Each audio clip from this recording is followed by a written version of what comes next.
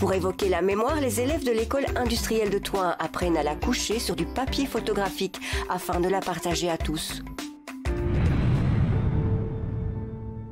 Une exposition de photographies issue de l'école industrielle de Thoin s'est tenue au Centre culturel Haute-Sambre, démontrant l'application et l'évolution des élèves de Denis Gauvin. Et donc cette expo a été réalisée dans le cadre d'un carnet du patrimoine fait et publié par Wallonie Environnement en collaboration avec le Centre culturel de Thoin. Et donc nous avons été sollicités pour que les élèves puissent réaliser les photos qui figurent à la fois dans le carnet du patrimoine et donc par rapport à ça, pour ne pas frustrer les gens qui ont un sens artistique un peu plus développé par rapport au côté documentaire que représentait le carnet du patrimoine, on a monté une expo afin de montrer un petit peu plus le travail des élèves en général. Je suis tudéen d'origine et d'origine de famille de bateliers. Donc tout se lie l'un et l'autre. Pour avoir une activité sociale en étant pensionné, je me suis inscrit à un cours photo parce que justement c'était une activité pas trop dure et intéressante puisqu'on fait des photos tous les jours pratiquement avec le GSM ou tout ça. Donc. Alors évidemment dans le cadre du cours on a appris pas mal de choses, on a fait des flous, on a fait des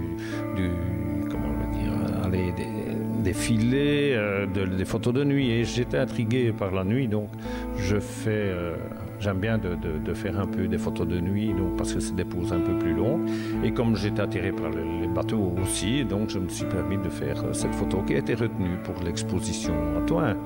Alors le sujet principalement c'était le patrimoine de Thoin ville mais aussi des entités aux alentours de Thoin donc qui font partie de Thoin comme Gauzet, comme Tuilly, comme Ragny et donc on avait une liste de choses à faire, ça a été donné aux élèves et ils ont pu comme ça parcourir un petit peu l'entité pour réaliser leurs photos. Je me suis inscrite au cours, ici c'est ma 3e année que j'entame.